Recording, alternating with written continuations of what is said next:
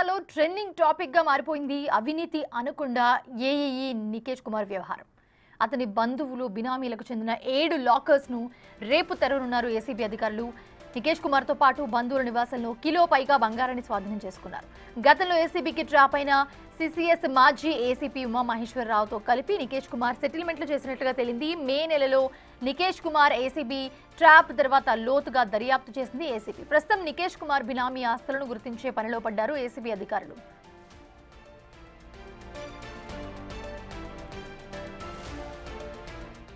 Irrigation AE Nikesh కేసులో సంచలన విషయాలైతే వెలుగులోకి వస్తున్నాయి. ఏసీబీ చరిత్రలోనే రెండో అతిపెద్ద ఆపరేషన్ అని అధికారులు చెప్తూ ఉన్నారు. బఫర్ జోన్లో నిర్మాణాలకు అనుమతులు ఇచ్చి కోట్ల రూపాయలు కూడబెట్టుకున్నాడు ఏఈ నికేష్ కుమార్. అతని ఆస్తుల మార్కెట్ విలువ 200 కోట్లకు పైగా ఉంటుందని అంచనా వేస్తూ ఉన్నారు అధికారులు.